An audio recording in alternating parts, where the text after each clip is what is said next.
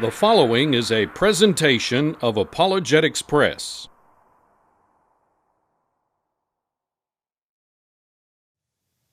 What is Islam? Who is Muhammad? What do Muslims believe? Is the Quran the inspired Word of God? Are Christianity and Islam compatible? Can they agree? Can they coincide and coexist? These are some of the questions that we will explore in this seminar. But let's begin by talking for just a moment about the worldwide impact of Islam. You realize that Islam is expanding and impacting the world. And it might surprise you to learn that the largest Muslim populations on the planet are not in the Middle East. In fact, the most populated Muslim country is Indonesia. That's Southeast Asia. And that's followed by Pakistan, which at one time was part of India. If we were to look at a chart showing the religious complexion of the world, we would find that Christianity continues to be the number one religion of the world with over 2 billion adherents, keeping in mind that term Christian applies to a wide range of those who profess belief in Christ and the Christian religion, about half of those being Catholic. Notice that we have about 1 billion Hindus on the planet, and that's followed by about 1 billion atheists, unbelievers, secularists, humanists, those who claim to be irreligious, they have no religion whatsoever. A little over another 1 billion consisting of Buddhism and other Oriental type religions. That makes Islam the number 2 religion on the planet with about 1.3 billion adherents. If you were to take a look at the ethnicity of Muslims in the United States, you would find that only about 25% are Arab, with the majority being of South Central Asian origin. Well, some have suggested that this is one of the fastest, if not the fastest growing religions in the United States. Indeed, Islam is making extensive encroachments into American culture. Are you aware of the fact that the U.S. Post Office over a decade ago designed and implemented a postage stamp that is designed to commemorate 2 different aspects of Islamic celebration? Are you aware of the fact that mosques for several decades now have been springing up all over the United States, from the East Coast all the way to the West Coast? These mosques include, of course, the one that is planned and in the process in New York City at Ground Zero. So well over 1,000 mosques have been built in the United States just within the last, shall we say, 30 to 40 years. Interesting concept. Why suddenly now? And I believe the answer to that is because for the first 150 to 170 years of America's existence, American values were intact based upon the Bible and the Christian worldview. But post-World War II years have been turbulent morally, spiritually, culturally, socially, and consequently there's been an upheaval as many Americans are jettisoning their values, what were called traditional American values that were rooted in and based upon a Christian worldview. And notice as you shove away from your society, from your population, Bible values, then certainly there is a void created, and there will be those who will rush in order to fill that void. And consequently, Islam and other world religions that are non-Christian in orientation have been infiltrating American civilization. Think in the news how often you are hearing of these encroachments. For example, New York public schools made room for Ramadan celebration among many of their students. Ramadan is being taught in public schools all over our country, recognized and actually incorporated into the curriculum. There have been major universities across the country that have installed prayer rooms for Muslim students. They wouldn't do anything like that for Christian students. The Kansas City airport some time ago installed foot baths for Muslim cabbies and There's even been a Muslim public school that has been funded by taxpayer money. So this infiltration, this alteration of the complexion of American civilization is taking place before our very eyes. On September 25th, 2009, several thousand Muslims gathered on the lawn of our capital in order to engage in Islamic prayers. So, massive expansion of Islam into American civilization. What is this religion that has become essentially the second largest religion in the world? Well, to answer that question, you will have to go back to the 6th century AD, when in the city of Mecca, which is in Saudi Arabia, if you were to look at a map of the Arabian Peninsula, you would see along the coast of the Red Sea the town of Mecca, Muhammad's birth city. There Muhammad was born in 570 AD. Do you know that his father died actually before he was born? And his mother died when he was but 6 years old. He was turned over to the care of first his grandfather, who later died and then passed from uncle to uncle. He grew up in Saudi Arabia like a typical Bedouin child, Bedouin boy, tending goats and sheep. He learned the weapons of war. He traveled with kinsmen on trading expeditions, which would have exposed him to a broader segment of society, even beyond the borders of Arabian society. When Muhammad was 25 years old, he met a woman who invited him to take responsibility for one of her caravans. She was a wealthy widow woman, which he agreed to do, and he so conducted himself in such a fine, trustworthy fashion that ultimately she offered herself in marriage to Muhammad. Her name was Khadijah. She was 15 years his senior, 40 years old at the time he was 25. And consequently, this kind of opened up a new life for Muhammad. He had more leisure time. He was able to engage in activities that enabled him to be more contemplative and to enjoy the respite of vacation time. Looking at a NASA satellite view of Mecca, you can see that this is a very rugged, desert area of the earth. And we are informed by historians that in the year AD 610, at the age of 40 years old, Muhammad was out away from Mecca, up in a mountain range, getting away from public life, and he was actually at Mount Hira. And while he was there, he noticed sort of an opening in the rock, a cave that he decided to go into in order to escape the intense heat of the desert. And he claims that while he was in that cave, the angel Gabriel appeared to him and delivered to him a revelation from God, the first of 114 revelations over the next 23 years, which then were assembled together after his death to form Al-Quran, which in Arabic means the reading or the recitation, that which is recited orally. And that is in fact the origin of the Quran according to Islamic history. If you were to take the Quran and begin reading it and work your way through these separate and distinct revelations called in the Quran surahs, one of the first things you would notice, especially in the early ones, that the subject matter seems to be primarily focused upon denouncing Arab idolatry and condemning Arab polytheism. You see, you have to know something of Arab tribal life at this point in history. Most of the Arab tribal groups are very tribal-oriented, very blood-kin-oriented. They were very polytheistic, believed in many gods. Consequently, the Quran stressed the concept of monotheism and condemned the belief in many gods. Well, as soon as Muhammad began to express those views to his fellow Meccans, I assure you, hostilities commenced.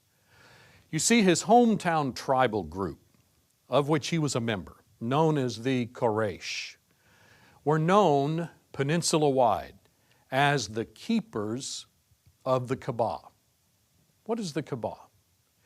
If you were to go to Mecca today, you would see this amazing cube-like structure that Muslims claim, though it existed at the very beginning of time, built by Adam, was later destroyed in the flood, and then they believe that God commissioned Abraham and his son Ishmael to rebuild the Kaaba together.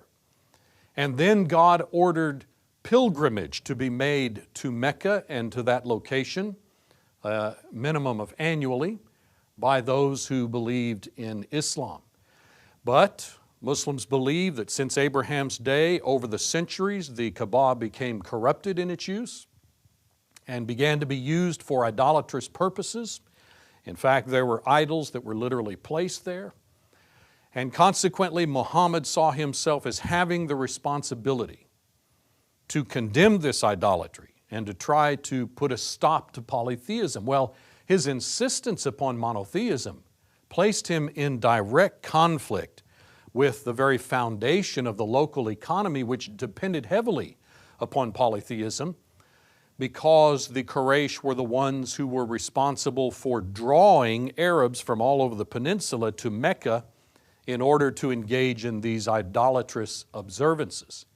So hostilities began to be directed against Muhammad, and they began to intensify as he began to have some success. For example, he began to make converts, initially primarily among young people and slaves, and yet with that kind of growing influence, he was perceived as a greater threat than he had been initially. And this opposition to Muhammad continued to intensify and grow until he was eventually forced to flee for his life from his hometown of Mecca. Consequently, he fled to the north, where a group of individuals had embraced his thinking, a little band of Muslims.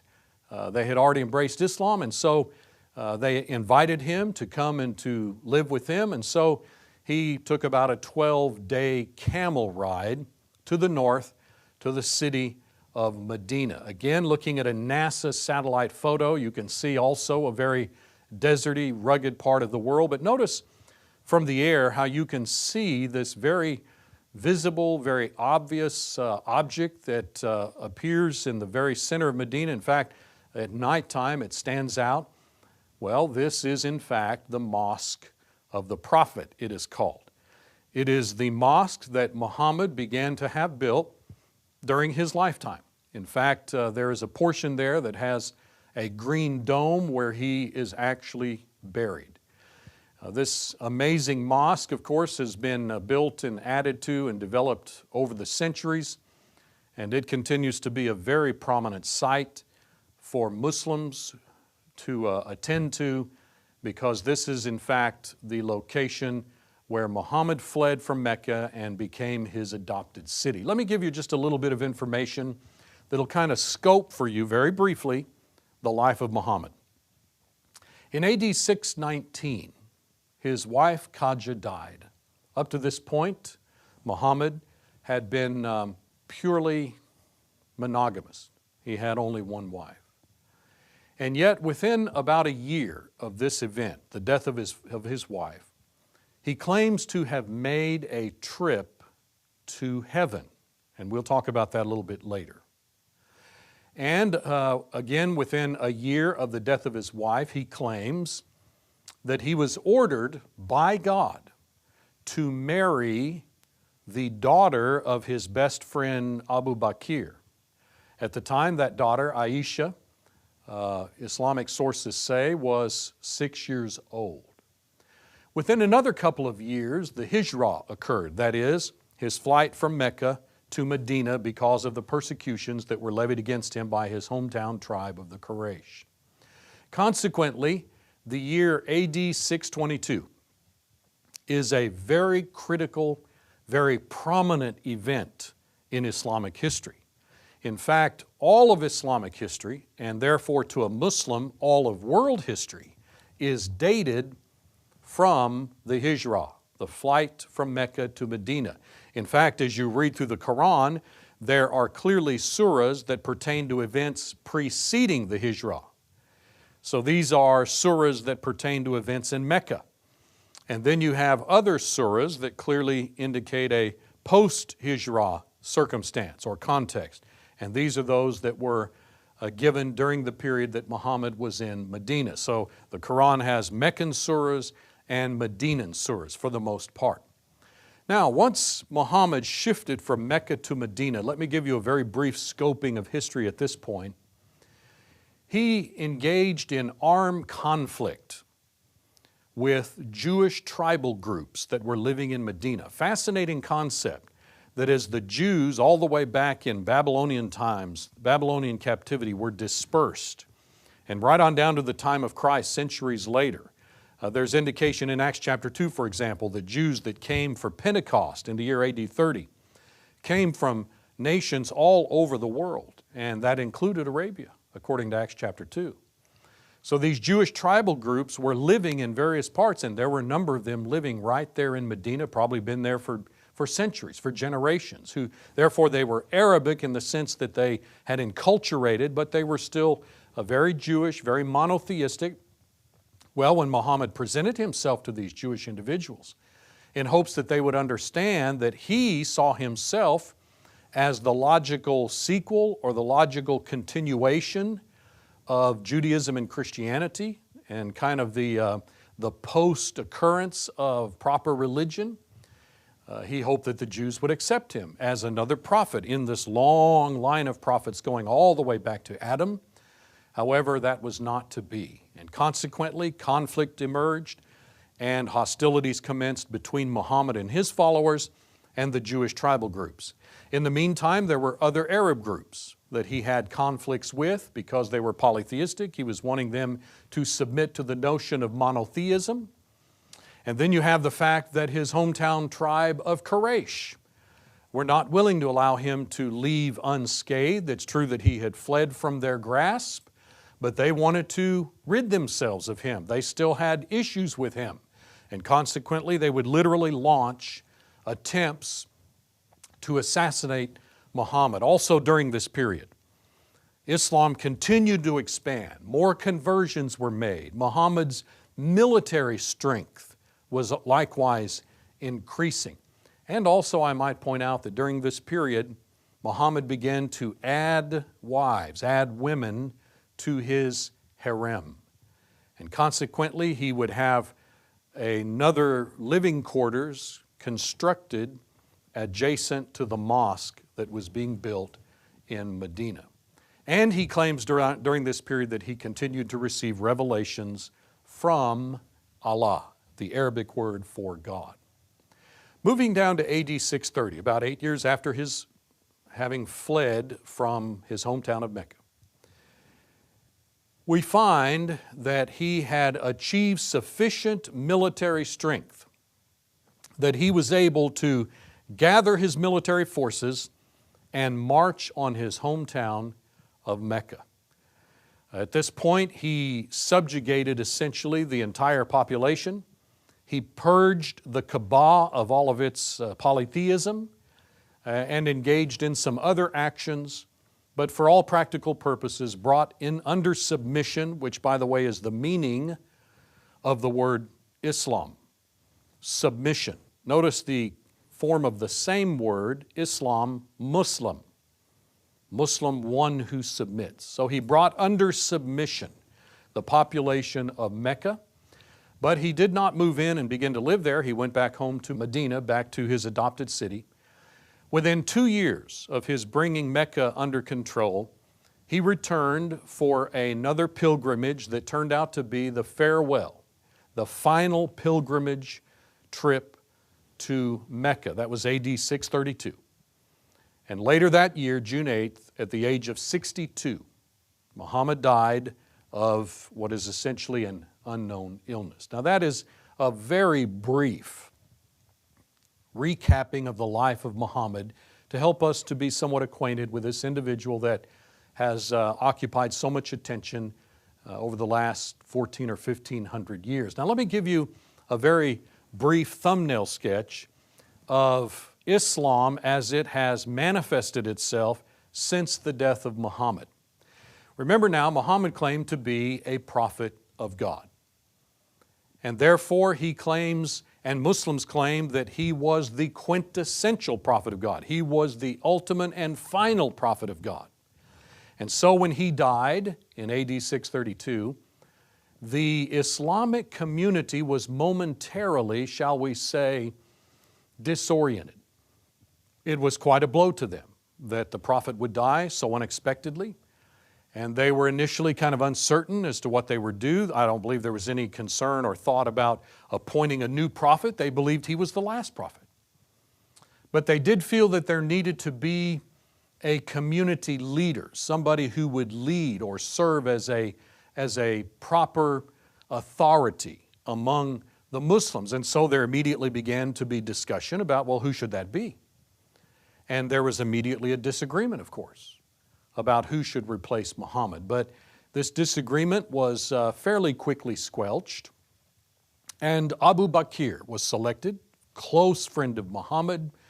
Muhammad had married his daughter, and consequently Abu Bakr became the first Khalifa, the first caliph, sort of a deputy vice-regent. And he served in that capacity from the death of Muhammad to AD 634, at which time he was replaced by Umar, who was another very close associate of Muhammad going back to the very beginning of Muhammad's teaching and promotion of Islam.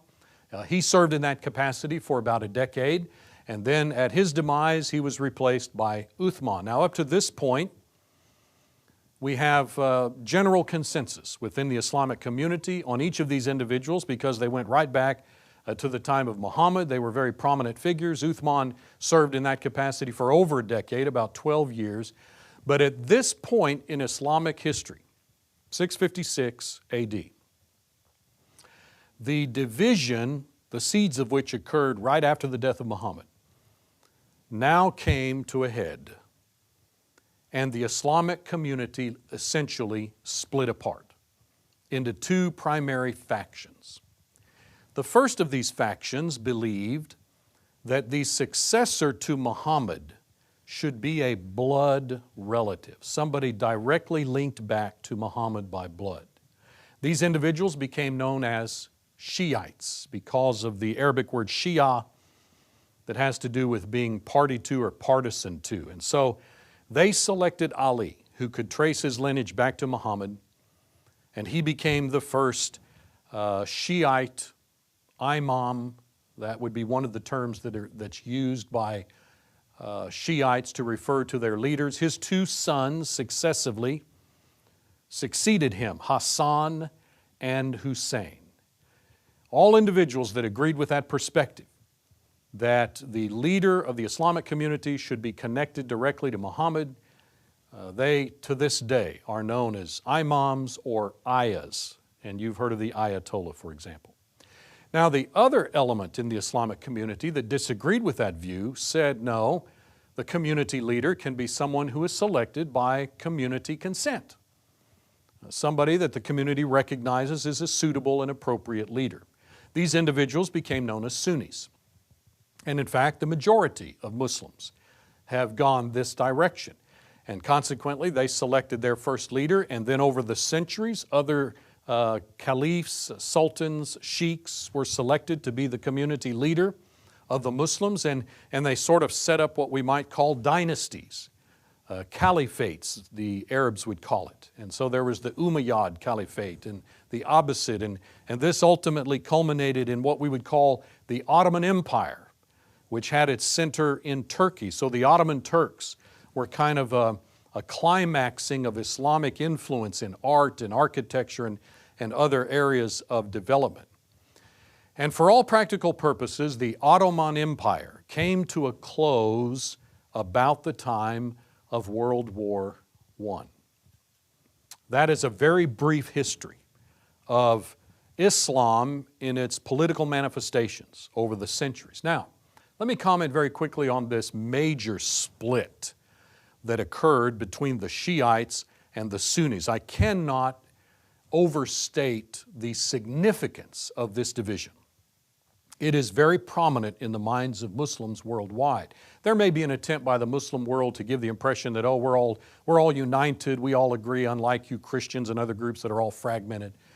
But the facts of the matter are, this is a split of really rather catastrophic proportions. In fact, many times when you hear, even in Iraq and such places, of warring and killing going on, many times it is a clash between the Shiites and the Sunnis, even if Westerners have come and somehow gotten involved in the fracas. Well, as it turns out, the Shiites went on to split many more times and to divide over various disagreements. The Sunnis have done the same thing. There have been many factions and many divisions and disagreements over their thinking. A fellow came about probably a century or so ago by the name of Wahhabi. He was kind of a Puritan in his thinking. He believed in going back to what he called the golden age of Islamic history, when it was purely Arabic, and consequently he advocated warlike jihad, a viewpoint that is promulgated and championed by even the Saudi royal family. If I were to try to give you some sense worldwide of the Muslim population in terms of Shiite versus Sunni, here is how that would lay out. Roughly 13 to 14% are Shiite, whereas the rest are Sunni. So if we were to round numbers, about 90% of the population of Islam is Sunni, and therefore about 10% are Shiite. In our next session together, we will examine the question, why do radical Muslims hate Americans? And then we will turn our attention to the basic beliefs of Islam. What are their basic fundamental doctrines? What constitutes their overall belief system?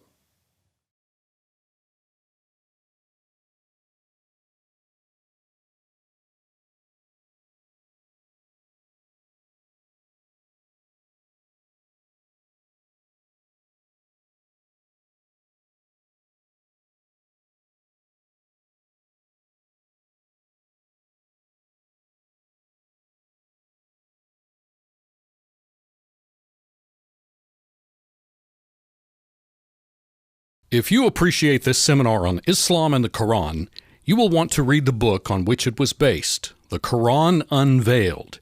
This volume gives a great deal of additional information not included in the DVD seminar. Also available are study guides that supplement your viewing of the DVD. The study guides, the book, as well as additional copies of the DVD may all be purchased at apologeticspress.org or by calling toll-free 800-234-8558.